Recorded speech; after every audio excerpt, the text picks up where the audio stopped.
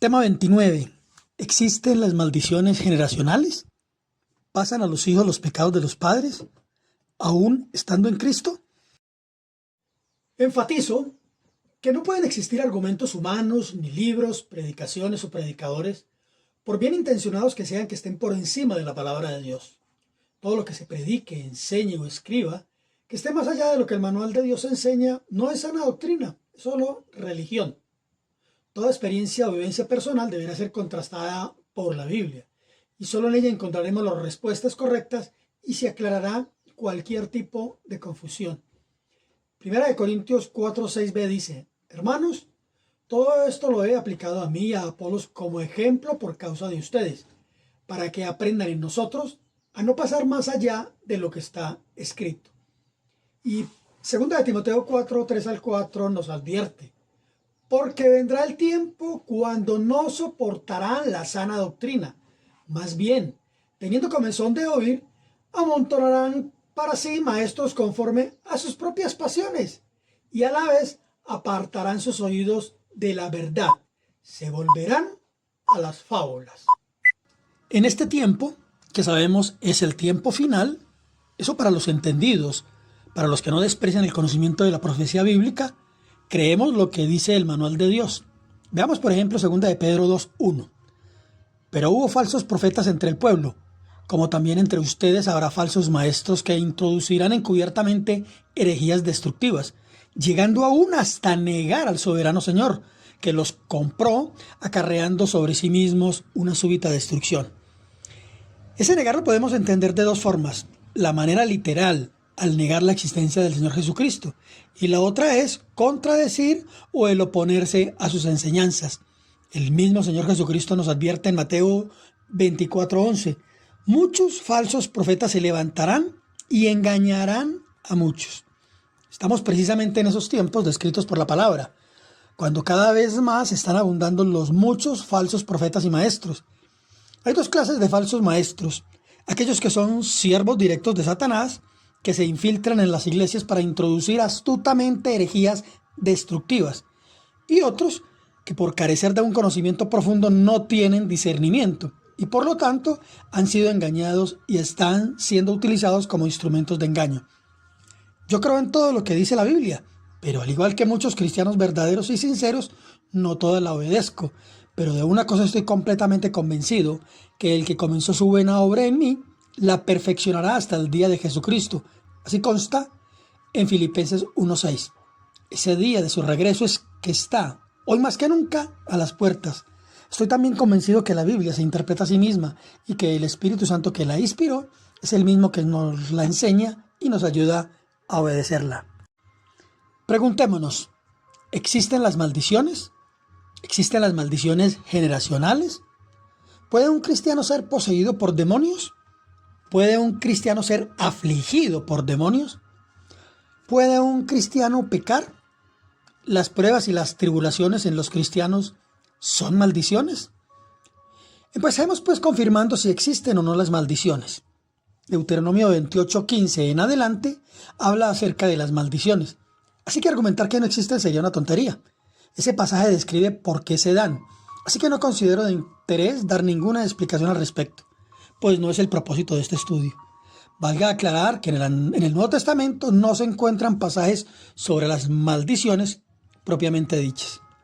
Como el propósito principal de este tema es saber si existen las maldiciones generacionales y si éstas afectan a las personas cristianas, pues entonces hagamos un análisis profundo del mismo.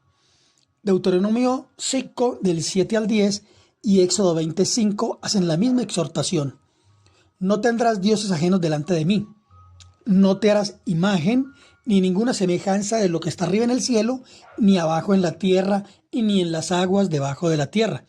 No te inclinarás a ellas, ni las honrarás, porque yo soy el Señor tu Dios, fuerte, celoso, que visito la maldad de los padres sobre los hijos hasta la tercera y cuarta generación de los que me aborrecen. Miremos bien lo que dice el versículo 5. Yo extiendo los pecados de los padres sobre sus hijos hasta la tercera y cuarta generación de los que me aborrecen. Este ha sido el versículo estrella por parte de quienes promueven o defienden la supuesta afectación de las maldiciones generacionales, Y lo más impresionante del asunto es que lo asumen a los cristianos. Es por ello que desarrollan eventos de supuesta liberación de las supuestas maldiciones generacionales. Pero lo que hay detrás de la realización de dichos eventos es la búsqueda de un lucro económico. Pero peor aún, es la propagación a sabiendas de una herejía doctrinal. Pues no es el caso de un asunto de mala interpretación. Al leer el verso que sigue a esa fuerte exhortación por parte de Dios, queda muy claro quiénes son las personas que sufren la maldición, y la verdad del mismo brilla como el sol y alivia como un bálsamo sanador. El versículo 10 dice: pero derramo amor inagotable por 1000 generaciones sobre los que me aman y obedecen mis mandamientos. Con solo leer este pasaje podríamos dar por terminado el tema, pero es importante que ampliemos su estudio. Enfatizo entonces sobre los siguientes puntos. Primero, el castigo de Dios está sobre los que le aborrecen. El mundo entero está bajo la maldición, y que el juicio de Dios está sobre los que no le aman, sobre quienes aún no han recibido el amor de Dios manifestado en el Señor Jesucristo. Segundo, la bendición de Dios está sobre los que le aman y su descendencia por 1000 generaciones, en contraste de las 3 o 4 generaciones de maldición. Lo que demuestra es que la misericordia de Dios es muchísimo más grande, es inmensa. Tercero, no es el diablo el que castiga el pecado y trae juicio sobre los pecadores, es Dios. Cuarto, la Biblia en general contradice el concepto de que los hijos reciben castigo por los pecados de los padres. Veamos Ezequiel 18:1. ¿Por qué citan ustedes ese proverbio acerca de la tierra de Israel que dice: los padres comieron uvas agrias, pero la boca de sus hijos se frunce por el sabor? Tan cierto como que vivo yo, dice el Señor soberano, que dejarán de citar ese proverbio en Israel, pues todos los seres humanos son míos para juzgar, los padres y los hijos por igual. Esta es mi regla. La persona que peca, esa morirá. Los versículos 5 al 17 dan un panorama más completo, así que les invito a que lo lean. Ezequiel nos muestra que el uso que se le ha dado a esa afirmación de los pasajes de Éxodo y Deuteronomio es totalmente equivocado. Repito, ¿cómo es posible que se hagan seminarios para cristianos de liberación de supuestas maldiciones generacionales usando un versículo que se refiere a los que aborrecen a Dios? Nada diferente a lo que por muchos siglos hizo el sistema religioso romano con el tema de las llamadas indulgencias para sacar supuestamente las almas de un supuesto purgatorio. Eso, claro está, fue solo una artimaña usada como excusa para recolectar plata. Fue tanta que con ese dinero construyeron, entre otras cosas, la Basílica de San Pedro en Roma, y un día, con las arcas llenas, acabaron con el cuento del purgatorio. Ahora preguntémonos, ¿puede un cristiano ser poseído por demonios? Es realmente incomprensible que cristianos, líderes y pastores puedan siquiera concebir que una persona cristiana pueda ser poseída por demonios. Debo confesar que yo fui uno de ellos. No de los poseídos, sino de los que lo creían. Y esta postura errónea se dio a que precisamente los líderes que entonces me formaron me inculcaron dicha falsa doctrina. Falsas doctrinas traídas por falsos maestros, principalmente del país del norte, sobre lo cual ya hablaré en su momento. Es verdad que se cae bastante fácil en ese tipo de doctrinas contrarias a la Biblia, precisamente por no tener el conocimiento, por no discernir y escudriñar la palabra de manera menos emocional y más de la mano del Espíritu Santo, tal como lo hicieran los de Berea, que como lo dice Hechos 17:11, estos eran más nobles que los que estaban en Tesalónica, pues recibieron la palabra con toda solicitud, escudriñando cada día las Escrituras para ver si estas cosas eran así. Sucede muy a menudo cuando se predican libros escritos por hombres, sin pasarlos por el filtro del manual de Dios, solo porque vienen generalmente de algún país extranjero. Así que veamos lo que gracias a Dios es la verdad del Espíritu Santo sobre este tema. Juan 8:36 dice: si el Hijo los liberta, entonces serán verdaderamente libres. Él ya lo hizo. El Señor Jesucristo en la cruz hizo una obra perfecta. Por eso dijo: consumado es. O diciéndolo de otra manera, hecho está. La obra del rescate y la salvación se realizó perfectamente en la cruz, sin faltar absolutamente nada, y quedó evidenciada o sellada 3 días después con su resurrección. Colosenses 1:12 al 14 dice: Con gozo damos gracias al Padre que nos hizo aptos para participar de la herencia de los santos en luz. Él nos ha librado de la autoridad de las tinieblas y nos ha trasladado al reino de su propio Hijo amado, en quien tenemos redención, el perdón de los pecados. Una persona natural está bajo el poder del diablo y por lo tanto está poseída por demonios. Repito que una persona poseída por demonios muy pocas veces anda por ahí echando espuma por la boca. Las personas bajo la influencia del diablo están esclavas en el mundo de las tinieblas y, como es un hecho, está muerta espiritualmente y por lo tanto bajo maldición, es decir, bajo juicio. Cuando esa persona se convierte a Dios y recibe al Señor Jesucristo en arrepentimiento, es lavada con la sangre de Cristo. Entonces el Espíritu Santo vivifica el espíritu de esa persona y así ella nace de nuevo. El Espíritu Santo entra a morar en esa persona y se cumple cabalmente lo que registra el versículo anterior y los demás que lo corroboran. Esa persona ya no le pertenece más al diablo, ni es víctima de ninguna maldición, ni en ella reside demonio alguno, pues ahora es un hijo o hija de Dios y es templo del Espíritu Santo. Esto tan básico, pero tan trascendente, con el paso de los años se ha vuelto tan trivial para la mayoría de los cristianos que han minimizado la portentosa, perfecta y completa obra hecha por el Señor Jesucristo a favor nuestro en la cruz. Lo que sigue para esa persona ya cristiana es seguir creciendo en la libertad de Cristo y en su verdad. ¿Peca? ¿Puede ser afligida por demonios? Respuestas a estos interrogantes son los que veremos a continuación, naturalmente fundamentados en el manual de Dios. El diablo ha introducido ese engaño de las maldiciones generacionales como una manera de decir que Cristo no hizo todo en la cruz y que el ser humano necesita todavía ser liberado por sí mismo. Veamos cómo lo dice la palabra de Dios en Gálatas 3:13. ¿Tan torpes son? Después de haber comenzado con el Espíritu, ¿pretenden ahora perfeccionarse con esfuerzos humanos? Como solemos decir por acá, más claro no canta un gallo, ¿verdad?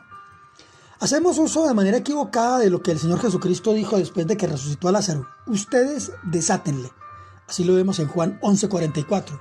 Lo que yo estoy haciendo como instrumento del Espíritu Santo a través de este ciclo de conferencias es desatando a muchos que, como yo, también un día lo estaban, atrapados en las mentiras del diablo. Siendo ya libres, seguimos siendo liberados por la palabra del Señor. Así se cumple la palabra del Señor en Juan 8:31-32. Si ustedes permanecen en mi palabra, serán verdaderamente mis discípulos y conocerán la verdad y la verdad los hará libres. 1 Corintios 3:16 dice: ¿no saben que ustedes son templo de Dios y que el Espíritu de Dios mora en ustedes? ¿No saben? Pareciera que algunos no.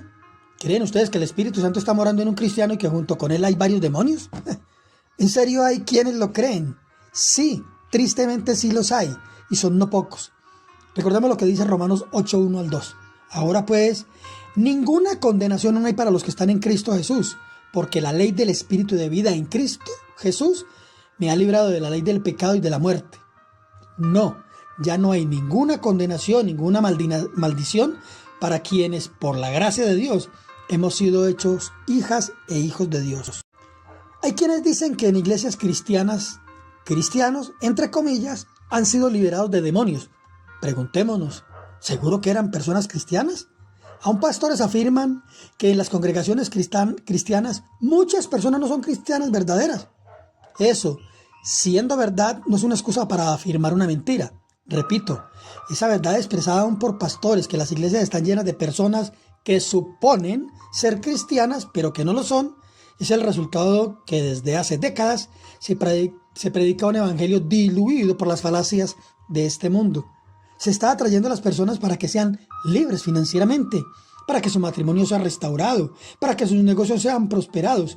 Y se le dice a la gente indirectamente que ya no necesitan de Cristo, que ahora que pacten, es decir, que paguen por lo que el Señor gratuitamente hizo en la cruz.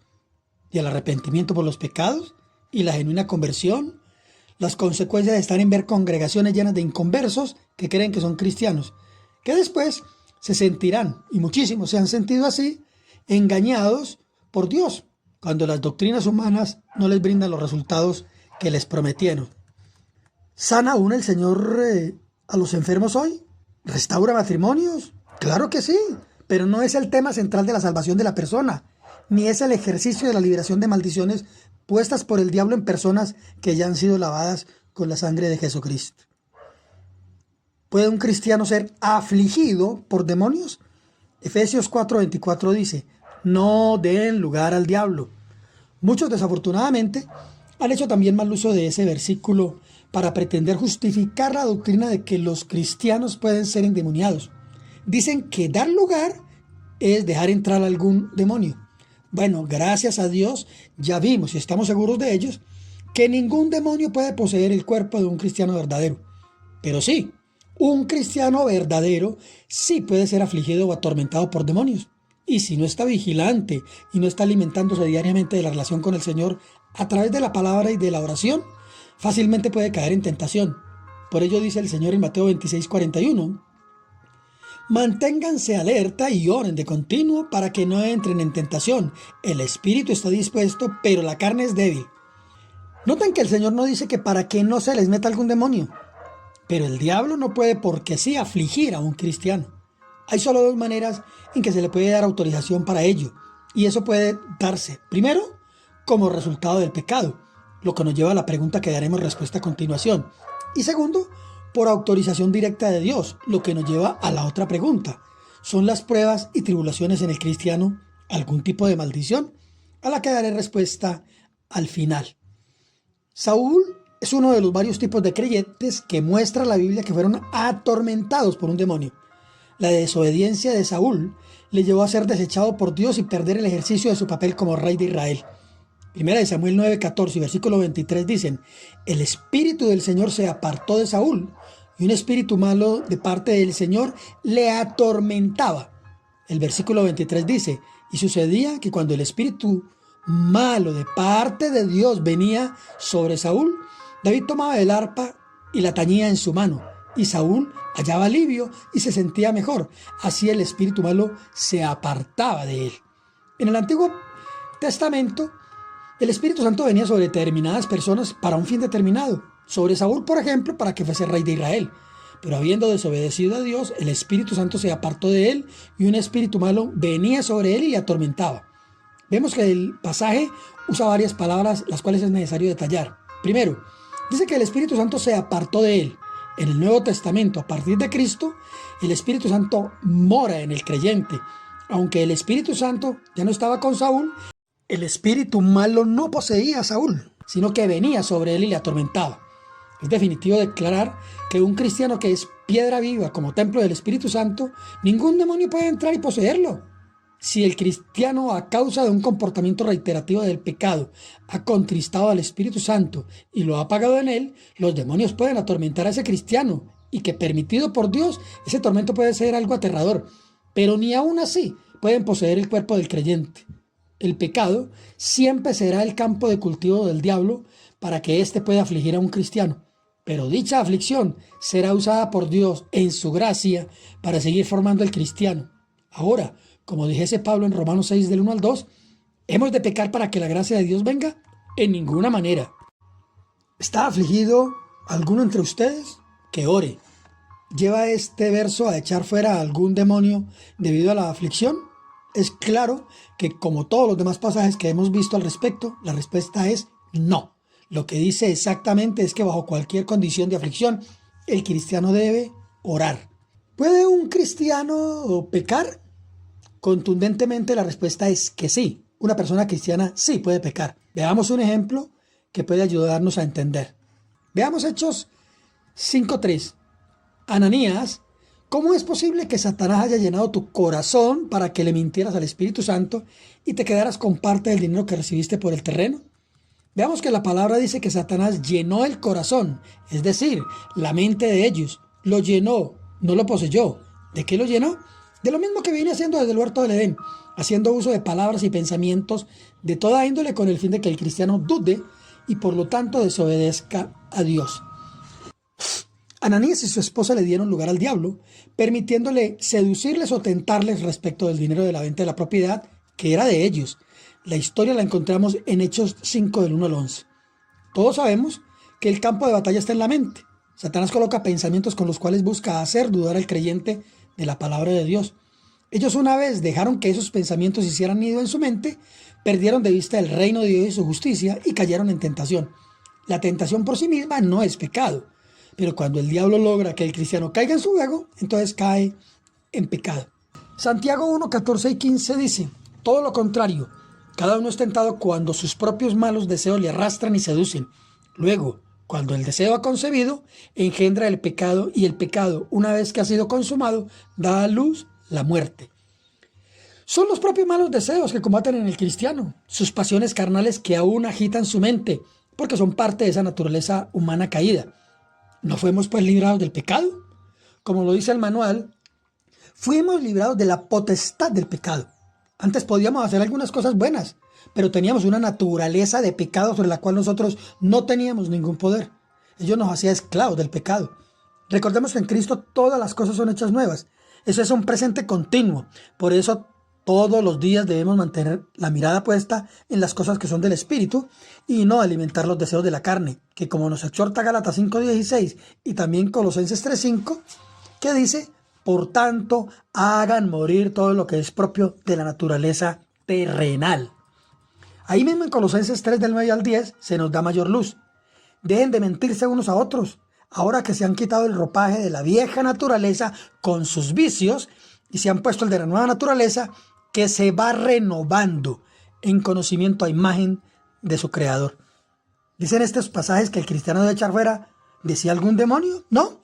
Lo que sí dicen es que el cristiano debe asumir su propia responsabilidad en contra del pecado, y detalla el manual con toda claridad a qué cosas debe el cristiano diariamente morir y limpiarse.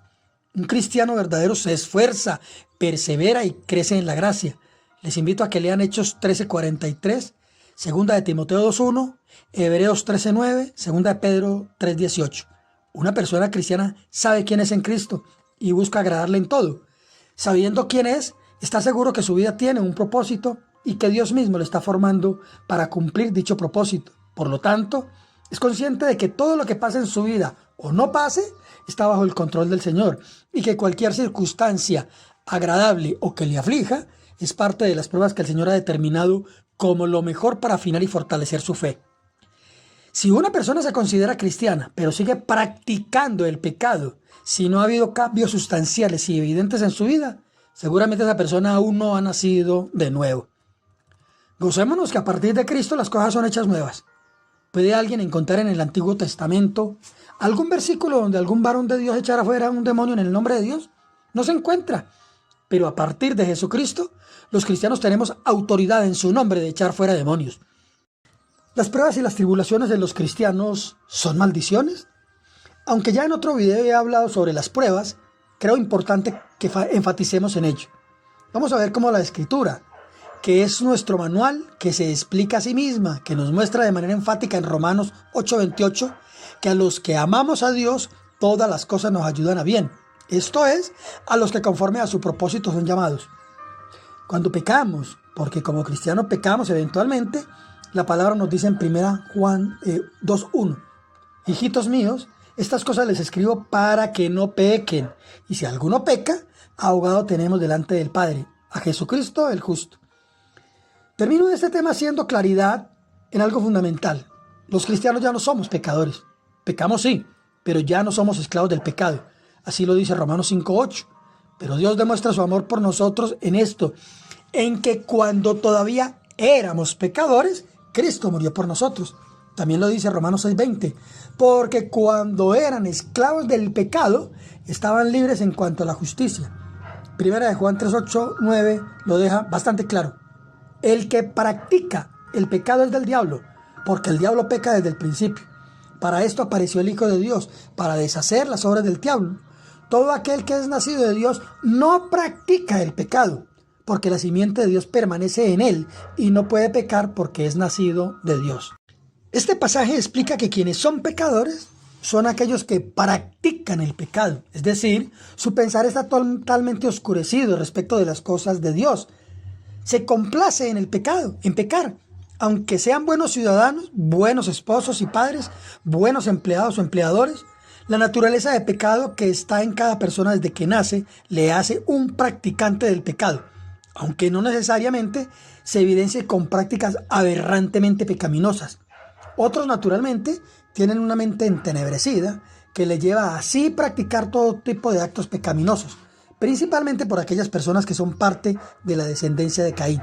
Espero que se entienda el sentido y la diferencia.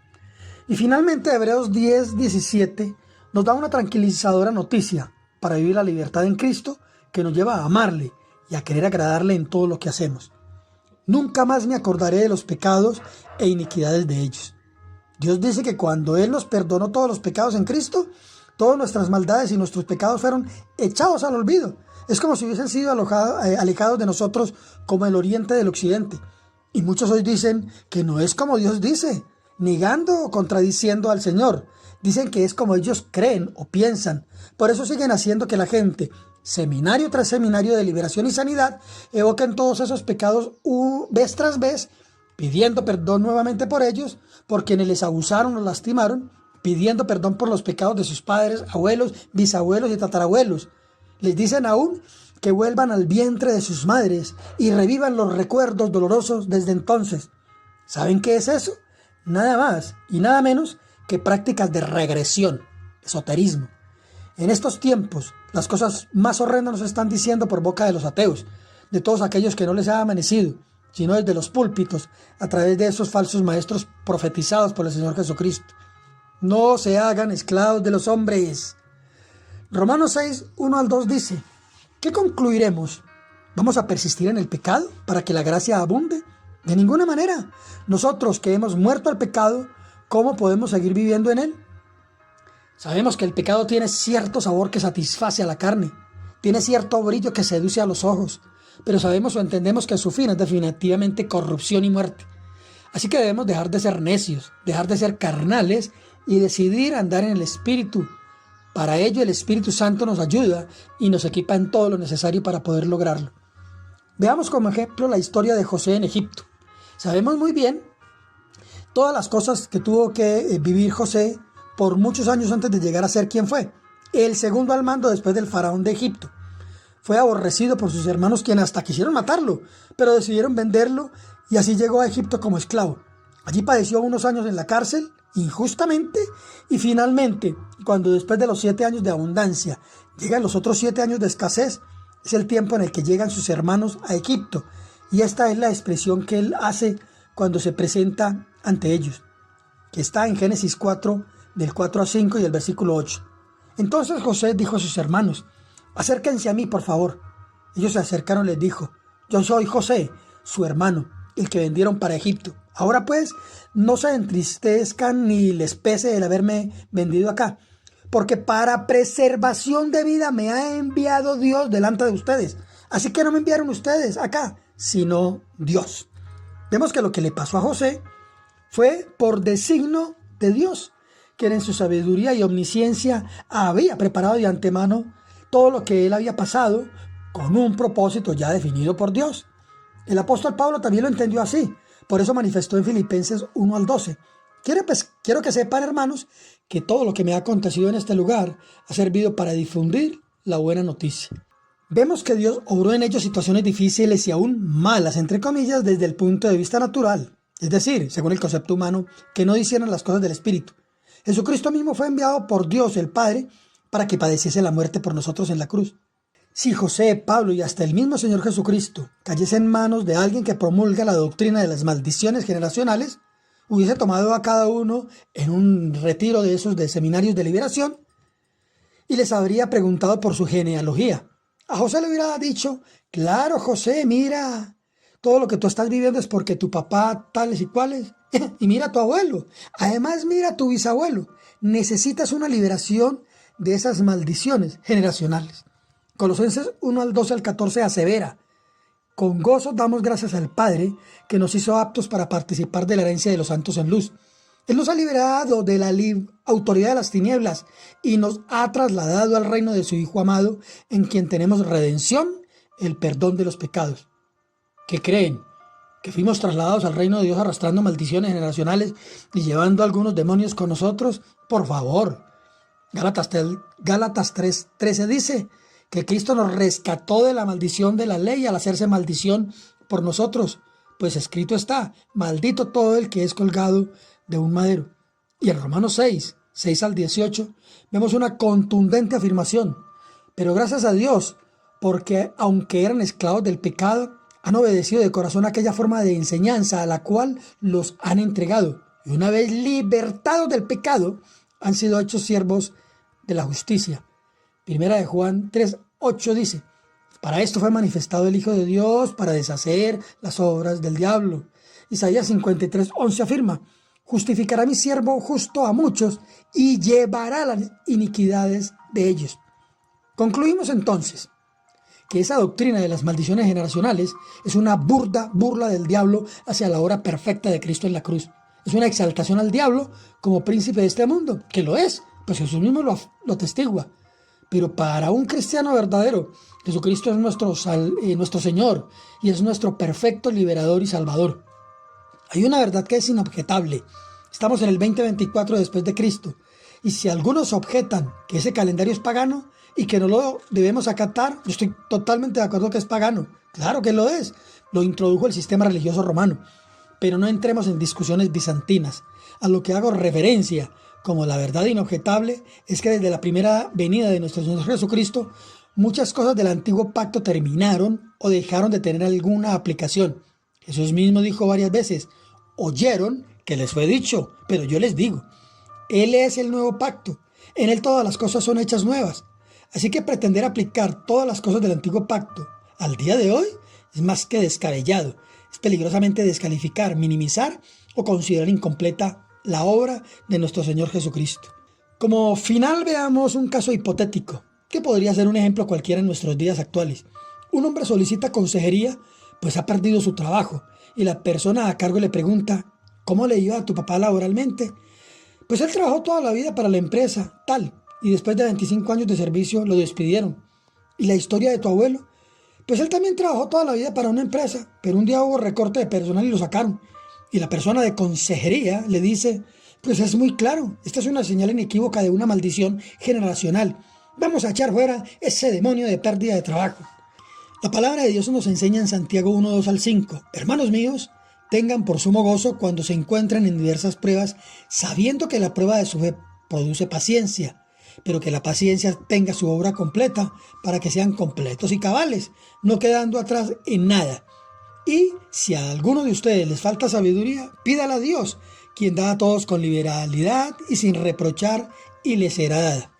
Como estamos en un caso hipotético, vamos a suponer que esta persona está siendo tratada por Dios y Él en su soberanía ha determinado que la mejor prueba es dejarlo temporalmente sin trabajo. Cuando la persona de consejería, sin ningún discernimiento, comienza a reprender demonios, ¿contra quién creen que está luchando? Es discutiblemente contra Dios. ¿A quién obedecer? ¿A Dios o a los hombres? ¿A las experiencias o vivencias de los hombres o a la palabra de Dios? ¿Predicamos la verdad de la palabra de Dios o libros de hombres sin contrastarlos con el manual de Dios? En Hechos 5:29 encontramos la absoluta respuesta: debemos obedecer a Dios antes que a los hombres. Que Dios les bendiga. Que Dios les bendiga.